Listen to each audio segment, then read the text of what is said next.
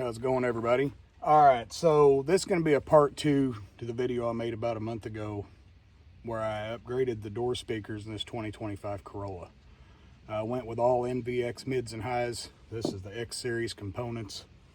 This is the X Series 6.5. Fantastic. Probably one of the best sounding 6.5s I've ever heard. The mid bass is insane out of these things. Like, seriously, it's impressive. But there were some things I needed to upgrade. That video really just showed the first of the install, but once I got everything amped, I had a lot of rattles inside my door panels, and there's a few things I wanted to go ahead and change up. The first thing is I added these little, looks kind of like a buffing pad, a little waffle buffing pad or something. Stuck these back behind the speakers. Whether they work or not, hell, I don't know, but they're in there. The second thing is these NVX rings that will go around the outside of the speaker, pushes it up against the door panel.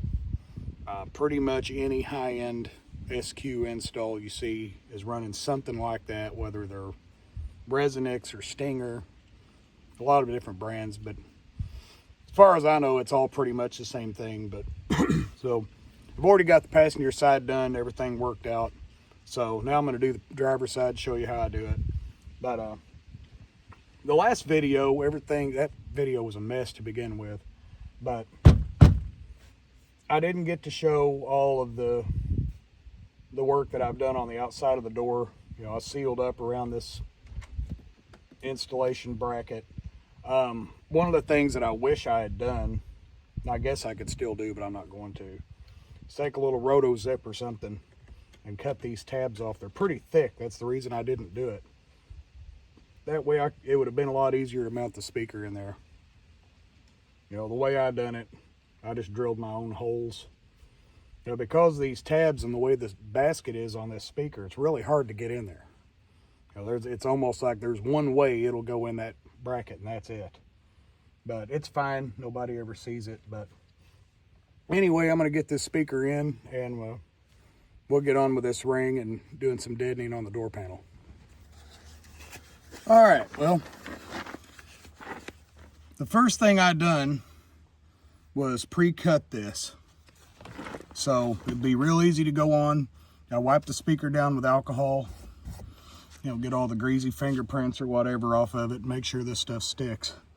Really, the only thing you have to worry about that I know of is keeping it off the surround. You don't want that banging into your surround, making some kind of noise or obstruction on it. Literally just go around.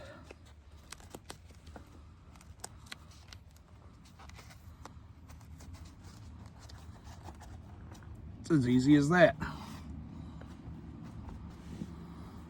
And what that'll do is this is going to press up against the door panel and keep all the sound coming out instead of flying around inside the door panel and being lost. So that's it. They look pretty good. Yeah. Good enough. Pretty much every high-end build you see has this, so it's got to be good, right? All right, let's get on to doing some deadening in the door panels. All right. So the sound deadening elitist might want to fast forward through this part because I'm about to use some more kill mat. I know how much you guys love kill mat. Okay, well, here's the finished product. You know, halfway decent coverage, but not entirely. Like, I'm really trying not to add a ton more weight to my doors because they're already heavy. So it is, other than some clips rattling, it is way better than what it was. So we'll get it back on the car and see how this thing sounds. All right, subs turned off, full tilt, and see how it does.